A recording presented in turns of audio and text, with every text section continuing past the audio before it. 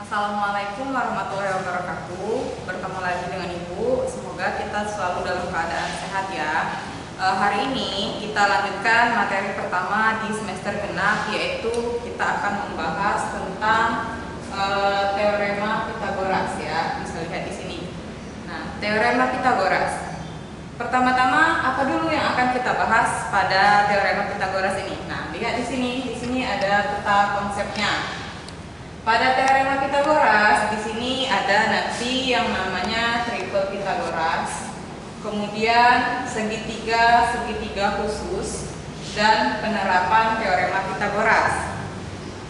Di sini ada kata segitiga khusus. Nah, apa atau segitiga yang bagaimana yang disebut segitiga khusus? Nah, segitiga khusus ini adalah segitiga siku-siku sama kaki dan segitiga siku-siku dengan besar sudut 30 derajat, 60 derajat, dan 90 derajat ya. Nah, ini yang akan kita bahas.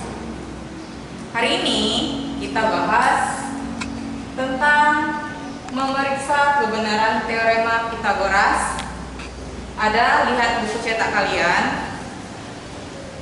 Pada segitiga siku-siku itu berlaku bahwa kuadrat sisi terpanjang atau hipotenusa itu atau sisi miring ya, sama dengan jumlah kuadrat sisi penyikunya. Nah, ini yang dimaksud dengan teorema Pitagoras.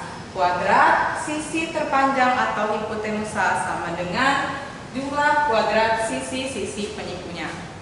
Perhatikan di sini. Di sini ada segitiga siku-siku di A ya. Ini namanya, lihat nama segitiganya, segitiga A, B, C ya.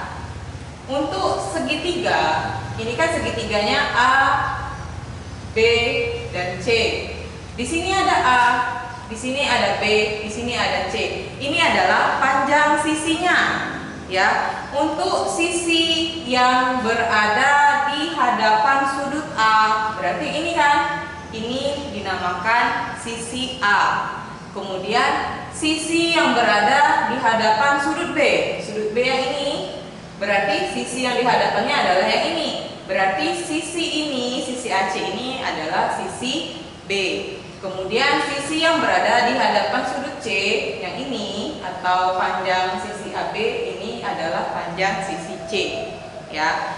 Nah, pada teorema Pitagoras tadi kan kuadrat sisi terpanjang atau hipotenusa sama dengan jumlah kuadrat sisi penyikunya. Pada segitiga ABC ini kelihatan di sini bahwa sisi terpanjang atau hipotenusanya adalah sisi A. Berarti A kuadrat sama dengan jumlah kuadrat sisi penyikunya. Sisi penyikunya tadi berarti ada B dan ada C. Jumlah kuadrat berarti A kuadrat sama dengan B kuadrat ditambah C kuadrat. Ini adalah cara menentukan panjang hipotenusa dengan menggunakan teorema Pitagoras pada segitiga siku-siku. Kemudian ini kan kalau sisi miringnya, kalau dia sisi penyikunya, berarti misalnya sisi B. Sisi B-nya di sini. Berarti untuk mencari sisi B ini, B kuadrat sama dengan kita kurangkan sisi terpanjang atau hipotenusanya ini dikurang dengan sisi penyiku yang lainnya lagi. Berarti B kuadrat sama dengan A kuadrat dikurang C kuadrat. Sama untuk mencari yang sisi C-nya sama seperti yang B. Panjang hipotenusa dikurang dengan panjang sisi B-nya. Jangan lupa dikuadratkan ya. Ini cara menggunakan atau cara menghitung panjang sisi pada segitiga siku-siku menggunakan teorema Pitagoras. Perhatikan di sini contoh soalnya. Tentukan panjang hipotenusa segitiga berikut ini. Nah, segitiganya di sini. Di sini lihat segitiganya adalah segitiga siku-siku. Yang ditanyanya adalah panjang hipotenusa atau panjang sisi yang C ini. Bagaimana cara menyelesaikannya? Nah, panjang sisi miring, maka teorema Pitagorasnya adalah sisi miring kuadrat sama dengan jumlah kuadrat sisi penyikunya. Sisi penyikunya di situ ada 12, berarti 12 kuadrat ditambah dengan 5 kuadrat. C, kita hilangkan kuadratnya, berarti di sini kita akarkan. 12 kuadrat atau 12 dikali 12 berarti 144. Ditambah 5 kuadrat, 5 dikali 5 adalah 25. Maka 144 ditambah 25 adalah 169. Sehingga panjang hipotenusa atau sisi miringnya adalah akar dari 169. Atau bilangan berapa dikali bilangan berapa yang hasilnya itu 169. Bilangannya kalau dikalikan bilangan yang sama hasilnya itu adalah 169 adalah 13 dikali 13. Maka panjang hipotenusanya adalah 13 meter. Di sini satuannya meter. Itu contoh untuk menentukan panjang hipotenusa pada segitiga siku-siku menggunakan teorema Pythagoras. Selanjutnya, kita akan menerapkan teorema Pythagoras untuk menyelesaikan masalah atau penyelesaian permasalahan dalam kehidupan sehari-hari menggunakan teorema Pythagoras.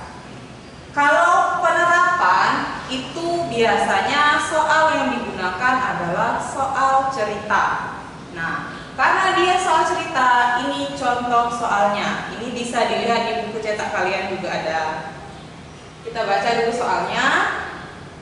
Suatu hari, Wahid dan Dani merencanakan akan pergi berlibur ke pantai. Wahid menjemput Dani untuk berangkat bersama-sama ke pantai. Rumah Wahid berada di sebelah barat rumah Dani dan pantai yang akan mereka kunjungi terletak tepat di sebelah utara rumah Dani. Jarak rumah Wahid dan Dani adalah 15 km, sedangkan jarak rumah Dani ke pantai adalah 20 km. Jika kecepatan rata-rata bersepeda motor Wahid adalah 30 km per jam, tentukan selisih waktu yang ditempuh Wahid antara menjemput Dani dan langsung berangkat sendiri ke pantai. Nah, untuk menyelesaikan soal yang seperti ini, kita harus paham dulu apa saja yang ada atau yang diketahui pada soalnya, ya. Di sini yang ditanyakannya tadi selisih waktu yang ditempuh kalau Wahid langsung pergi ke pantai dan menjemput Dani dulu. Berarti ada dua waktu yang harus kita cari, kemudian baru kita bisa menentukan selisih waktunya. Nah, penyelesaiannya, jarak yang ditempuh Wahid menuju ke pantai, sini ya, sambil kita gambar. Soalnya tadi, misalnya di sini Wahid ya, di sini rumah Wahid.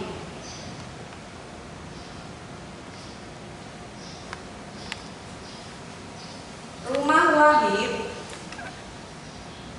berada di sebelah barat rumah Dani. Kalau rumah Wahid di sebelah barat, berarti rumahnya Dani di sebelah timur, ya. Berarti di sini adalah rumahnya Dani. Kemudian pantai yang akan mereka kunjungi itu terletak di sebelah utara rumah Dani. Nah, utara dari rumah Dani ke utara berarti ke atas. Nah, di sini adalah pantai, ya. Kemudian dari sini bisa kita tarik garis dari pantai ke rumah Wahid. Nah, ini ilustrasinya, ya. Kalau kita gambarkan ke dalam bentuk segitiga siku-siku dari soal cerita yang ada ini. Nah, dari sini kan kita bisa tahu, di soalnya tadi diketahui kalau dari rumah Wahid dan Dani jaraknya itu adalah 15 km. Berarti ini 15 km. Kemudian jarak rumah Dani ke pantai adalah 20 km. Nah, dari sini diketahui. Yang ini belum diketahui. Nah, yang pertama, untuk menentukan selisih waktu tadi, kita cari dulu satu-satu. Misalnya, kita cari dulu waktu yang diperlukan kalau Wahid itu menjemput Dani dulu ke rumahnya si Dani, kemudian baru mereka berangkat bersama ke pantai. Berapa waktunya? Caranya, kita hitung dulu jaraknya.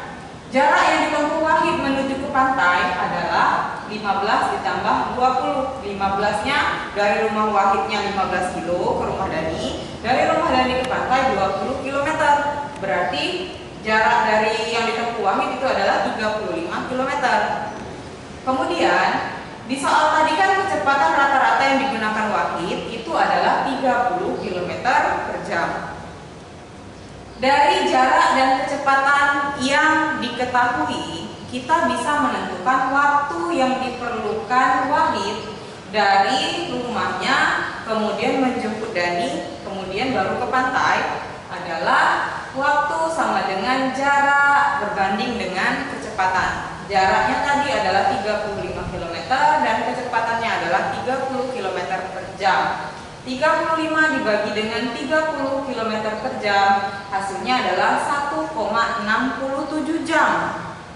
Kalau kita jadikan menit, 1 jamnya saja 60 menit. 67 berarti mendekati ke 10 ya, berarti 60 ditambah 10 jadinya 70 menit ya. Ini waktu yang digunakan Wahid kalau dia ke rumah Dani kemudian baru ke pantai.